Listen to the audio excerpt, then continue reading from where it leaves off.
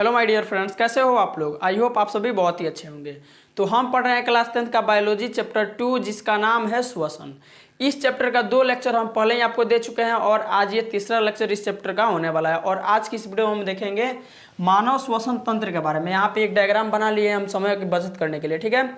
तो मानव श्वसन तंत्र के बारे में जानना है तो देखिए, मानव श्वसन तंत्र जो है ना, मानव शरीर के 4 पार्ट्स का सम्मिलित रूप होता है, यानी 4 अंगों को मिलाकर ही 4 अंगों के सम्मिलित रूप को ही मानव श्वसन तंत्र कहा जाता है।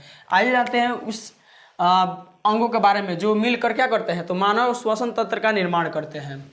तो मानव श्वसन तंत्र में कौन कौन से अंग आते हैं, यहाँ पे लिखेंगे मानव श्वसन तंत्र।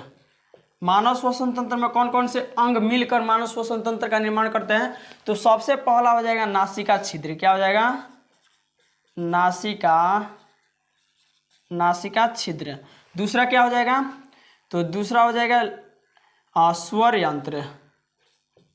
स्वर यंत्र, जिसे लैरिंग्स भी बोला जाता है, लैरिंग्स, स्वर यंत्र या लैरिंग्स। और तीसरा क्या हो जाएगा, तो श्वास नली हो जाएगा,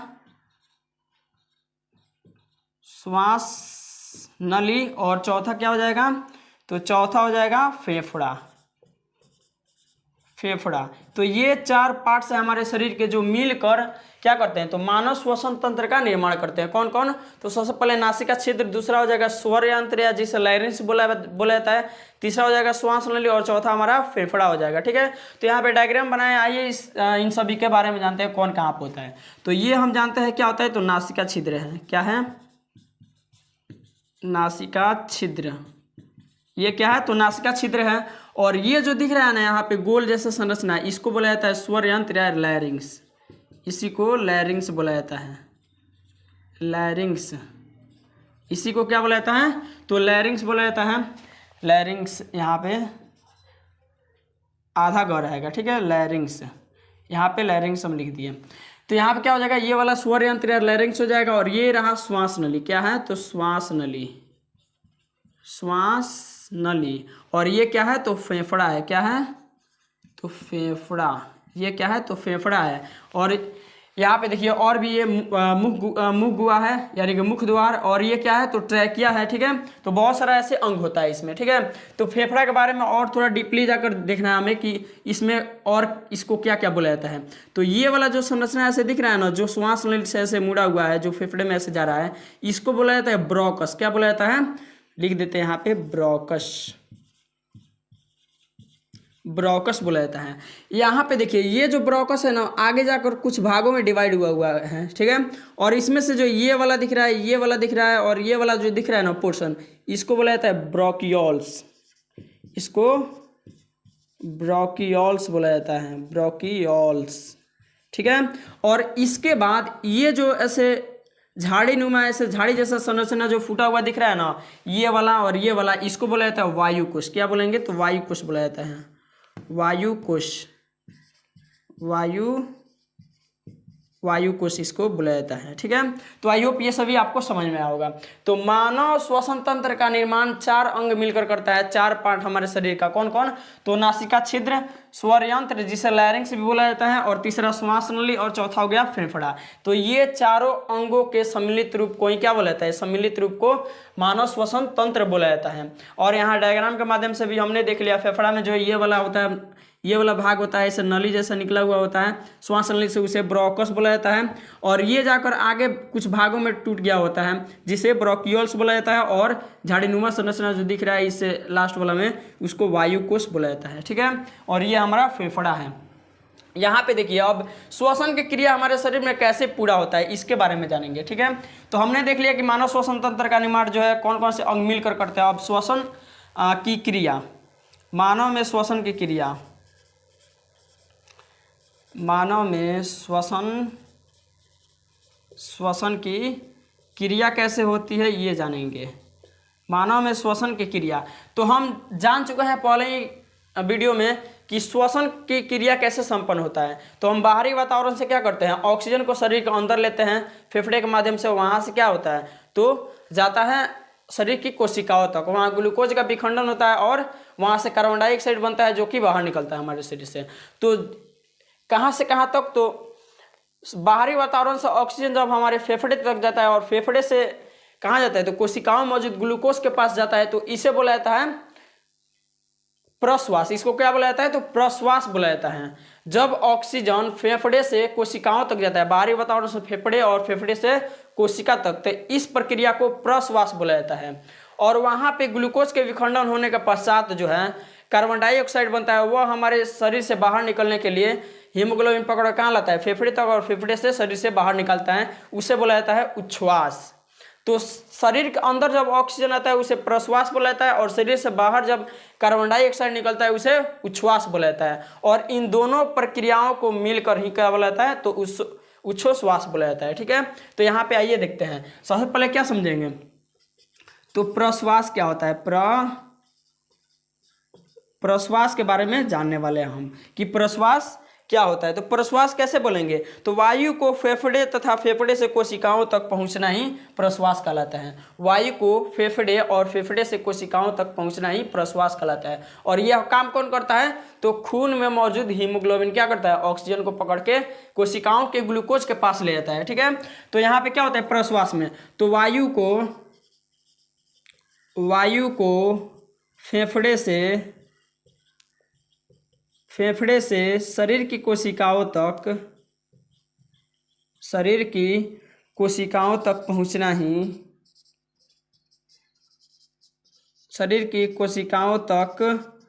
पहुंचना ही क्या कहलाता है, तो प्रश्वास कहलाता है। वायु को फेफड़े से शरीर की कोशिकाओं तक पहुंचना ही प्रश्वास कहलाता है। यानी कि बाहरी वातावरण से हम ऑक्सीजन को क्या करते हैं, नासिका के माध्यम से, फेफड़े के माध्यम से हम शरीर के अंदर लेते हैं, वहाँ खून में मौजूद रहता है हीमोग्लोबिन, वह क्या करता है, ऑक्सीजन को पकड़कर कोशिकाओं तक पहुंचाता है, और यही प्रक्रिया क्या कहलाता है, तो प्रश्वास कहलाता है। अब उच्छ्वास क्या होगा, दूसरा हमें जाना है उच्छ्वास। तो उच्छ्वास किसे बोलेंगे, तो कोशिकाओं से कार्बन डाइऑक्साइड को हीमोग्लोबिन द्वारा फेफड़े तक तथा फेफड़े से बाहर पहुंचाना ही उच्छ्वास कहलाएगा। प्रश्वास में क्या होगा, तो वायु को फेफड़े से शरीर की कोशिकाओं तक पहुंचाया जाता है। बाहर से वायु को जो है ऑक्सीजन को फेफड़े से कहाँ, तो शरीर की कोशिकाओं तक पहुंचाया जाता है जहाँ पर ग्लूकोज मौजूद रहता है। और अब क्रिया होने के पश्चात क्या होता है, तो हीमोग्लोबिन के द्वारा कार्बन डाइऑक्साइड जो निर्माण होता है उसको फेफड़े तक पहुंचाया जाता है और वहाँ से बाहरी वातावरण में पहुँचा दिया जाता है, उसे भी उच्छ्वास बोला जाता है। तो कैसे बोलेंगे, तो कोशिकाओं से कार्बन डाइऑक्साइड को हीमोग्लोबिन द्वारा फेफड़े तक तथा फेफड़े से शरीर से बाहर निकालना ही क्या कहलाएगा, तो उच्छ्वास कहलाएगा। ठीक है, तो यहाँ पे क्या होता है, तो कार्बन डाइऑक्साइड को जो है हीमोग्लोबिन यानी Hg क्या करता है, तो कार्बन डाइऑक्साइड को हीमोग्लोबिन कोशिकाओं से कहाँ पहुँचाता है, कोशिकाओं से फेफड़े तक, और वहाँ से क्या करता है, फेफड़े तक, और वहाँ से कहाँ पहुँचाता है, वहाँ से जो है बाहरी वातावरण में पहुँचा जाता है। बाहर पहुँचाना ही क्या कहलाएगा, तो कहलाएगा उच्छ्वास। ठीक है, प्रश्वास क्या होगा, तो वायु को फेफड़े से शरीर की कोशिकाओं तक पहुंचाना प्रश्वास कहलाता है। वायु को फेफड़े से शरीर की कोशिकाओं तक पहुंचाना प्रश्वास कहलाता है, और कोशिकाओं से हीमोग्लोबिन द्वारा कार्बन डाइऑक्साइड को फेफड़े तक तथा फेफड़े से शरीर से बाहर निकालना ही उच्छ्वास कहलाता है। और प्रश्वास और उच्छ्वास कई बार क्वेश्चन बना हुआ है। प्रश्वास और प्लस उच्छ्वास के मिलने से क्या होता है, तो उसे क्या कहते हैं, दोनों प्रश्वास और उच्छ्वास जब एक साथ क्रिया होता है इसको मिला क्या बोला जाता है, तो उच्छ्वास बोला जाता है। श्वासोच्छ्वास क्या बोला जाता है, श्वासोच्छ्वास। तो प्रश्वास और उच्छ्वास प्रक्रिया को मिला क्या बोला जाता है, तो श्वासोच्छ्वास बोला जाता है। ये आपको याद रखना है कि प्रश्वास और उच्छ्वास प्रक्रिया को मिला क्या बोला जाता है, तो श्वासोच्छ्वास बोला जाता है। ठीक है। तो अब हमें जानना है, इसके बाद हम जानेंगे यहाँ पे देखिए कुछ और बातों को जानना है, जैसे कि वायु को जब हीमोग्लोबिन जो है फेफड़े से पकड़ कर ले जाता है शरीर कोशिकाओं तक, तो उसे क्या कहते हैं। तो यहाँ पे लिख देते हैं, ठीक है, वायु प्लस हीमोग्लोबिन, वायु प्लस हीमोग्लोबिन क्या कहलाता है, तो ऑक्सी हीमोग्लोबिन कहलाता है। क्या होता है, तो ऑक्सी हीमोग्लोबिन ऑक्सी हीमोग्लोबिन कहलाता है।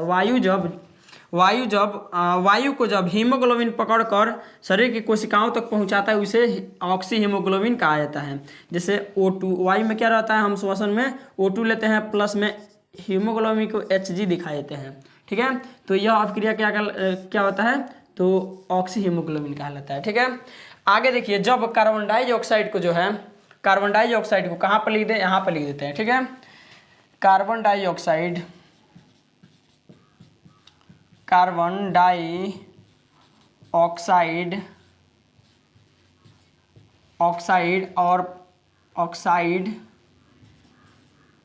और प्लस में क्या होता है, तो हीमोग्लोबिन होता है। कार्बन डाइऑक्साइड और हीमोग्लोबिन मिलकर क्या बनाता है, तो हीमोग्लोबिन बनाता है। क्या बनाता है, कार्बोक्सी हीमोग्लोबिन बनाता है, ठीक है। यहाँ पे क्या हो जाएगा, CO2 और प्लस में Hg यानी हीमोग्लोबिन, ठीक है। तो ये क्या होगा, तो ये होगा कार्बोक्सी हीमोग्लोबिन। क्या होगा, तो कार्बोक्सी हीमोग्लोबिन, ठीक है। तो जब O2 को यानी ऑक्सीजन को हीमोग्लोबिन पकड़ता है तो उसे ऑक्सी हीमोग्लोबिन बोला जाता है, और जब कार्बन डाइऑक्साइड को हीमोग्लोबिन पकड़कर शरीर से बाहर निकालने का काम करता है उसे कार्बोक्सी हीमोग्लोबिन कहते हैं, ठीक है। Oxy haemoglobin, carboxy haemoglobin. जब हीमोग्लोबिन ऑक्सीजन को पकड़कर शरीर की कोशिकाओं तक ले जाता है तो उसे ऑक्सी हीमोग्लोबिन बोला जाता है, और जब अभिक्रिया होने के पश्चात ग्लूकोज के विखंडन के पश्चात जो कार्बन डाइऑक्साइड हमारे शरीर के अंदर बनता है उसको जब हीमोग्लोबिन पकड़कर हमारे शरीर से बाहर निकालता है उसे कार्बोक्सी हीमोग्लोबिन बोला जाता है। तो आई होप ये सभी बातें आपको समझ में आ जाएगी। तो आप इसका स्क्रीनशॉट लीजिए, आगे जो बचा है उसको हम देखते हैं।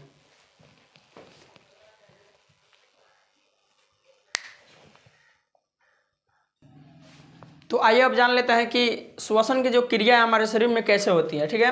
तो ये हमने फेफड़ा यहाँ पे बना रखा है, ये है रुधिर और ये रहा शरीर का कोशिका, ठीक है। मान सकते हैं इसको शरीर मान सकते हैं, ठीक है। तो कैसे इसमें जो है ऑक्सीजन हमारे शरीर के अंदर आता है और कैसे काम करते हैं ये जानने वाले हैं। तो यहाँ से क्या होता है, ऑक्सीजन का प्रवेश होता है। क्या होता है, ऑक्सीजन का प्रवेश। यहाँ से O2 का प्रवेश होगा, आएगा कहाँ, तो फेफड़े में आएगा, और फेफड़े में क्या करेगा, ऐसे क्या होगा, ऐसे आएगा, ऐसे जो है ऑक्सीजन आएगा फेफड़े में, और फेफड़े से हीमोग्लोबिन द्वारा ऑक्सीजन को पकड़कर कहाँ पहुँचाया जाएगा, तो हमारे शरीर के कोशिकाओं तक। तो यहाँ से क्या होता है, O2 युक्त O2 को हीमोग्लोबिन जो है पकड़ता है, हीमोग्लोबिन पकड़ता है, ठीक है। और यहाँ से जो है परिवहन होता है, O2 का परिवहन। यहाँ क्या होता है, O2 का परिवहन होता है, और यहाँ से क्या होता है, तो शरीर की कोशिकाओं में O2 का प्रवेश हो जाता है। वहाँ पे ग्लूकोज के विखंडन होने के पश्चात क्या बनता है, तो कार्बन डाइऑक्साइड बनता है। क्या बनता है, कार्बन डाइऑक्साइड, जो कि हमारे शरीर के लिए अगर हमारे शरीर में रहेगा तो हानि पहुँचाएगा, तो उसको बाहर निकलना जरूरी होता है। तो यहाँ से क्या होता है, O2 जो है, O2 ऐसे बाहर जाता है, ठीक है। और इधर O2 का परिवहन होता है, CO2 यहाँ पे क्या होता है, CO2 का परिवहन होता है, परिवहन, ठीक है। यहाँ पे परिवहन होगा, और कैसे, तो यहाँ पे हीमोग्लोबिन सबसे पहले परिवहन नहीं होगा बल्कि, और यहाँ पे क्या होगा, तो हीमोग्लोबिन जो है कार्बन डाइऑक्साइड को पकड़ेगा और क्या करेगा, तो शरीर से बाहर निकालेगा। तो यहाँ पे क्या होगा, ऐसे शरीर से बाहर निकालेगा। यहाँ पे CO2 को क्या कर रहा है, Hg पकड़ा है, CO2 को Hg पकड़ा है। यहाँ पे क्या होगा, तो परिवहन होगा, CO2 का परिवहन होगा, और ऐसे क्या होगा, यहाँ से फेफड़े के माध्यम क्या होगा, फेफड़ा में सबसे पहले जाएगा, फेफड़ा में जाएगा, यानी CO2 का फेफड़ा में प्रवेश यहाँ पे लिख सकते हो, O2 का फेफड़े में प्रवेश यहाँ पे लिख सकते हैं, ठीक है। तो CO2 का फेफड़े में प्रवेश होगा, यहाँ से क्या होगा, तो ऐसे बाहर निकाल दिया जाएगा CO2 का, ठीक है। और यहाँ पे जो है श्वासोच्छ्वास की प्रक्रिया होता है। तो आई होप आपको समझ में आएगा। क्या होगा, तो बाहरी वातावरण से ऑक्सीजन को शरीर के अंदर ले जाता है, फेफड़े में आता है, फेफड़े में मौजूद रहता है ब्लड, जिसमें मौजूद रहता है हीमोग्लोबिन। वो क्या करता है, ऑक्सीजन को पकड़ के हीमोग्लोबिन लाता है और यहाँ पे O2 का परिवहन होता है, शरीर कोशिकाओं तक पहुँचता है। शरीर में कोशिकाओं में जाने के पश्चात ग्लूकोज का विखंडन होता है। उसके पश्चात क्या बनता है, कार्बन डाइऑक्साइड बनता है, जो कि क्या करता है, कार्बन डाइऑक्साइड को क्या करता है, हीमोग्लोबिन पकड़ता है और शरीर से बाहर निकलना स्टार्ट करता है। और कार्बन जो है CO2 का परिवहन शरीर के अंदर होता है और इसके माध्यम से कहाँ पहुँचता है, तो ये पहुँचता है हमारे फेफड़े में कार्बन डाइऑक्साइड, और यहाँ से हमारे नासिका द्वारा ऐसे शरीर से CO2 को बाहर निकाल दिया जाता है। तो इस प्रकार से ये प्रक्रिया होता है। ठीक है, तो आप इसका स्क्रीनशॉट लीजिए। अगर आप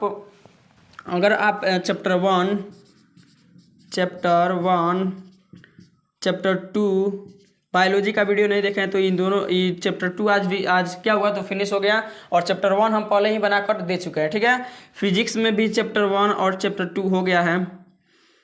फिजिक्स में भी चैप्टर 1 और 2 हमने कंप्लीट करा दिया, और केमिस्ट्री में भी चैप्टर 1 और चैप्टर 2 केमिस्ट्री में चैप्टर 1 और 2 को भी हमने कंप्लीट करा दिया। अगर नहीं देखें तो जाकर आप देख सकते हैं, इसका प्लेलिस्ट हमारे चैनल पे, इसी चैनल पे बना हुआ है। तो आप इसका स्क्रीनशॉट लीजिए, और वीडियो अच्छा लगा तो वीडियो को लाइक और चैनल को सब्सक्राइब जरूर कीजिएगा।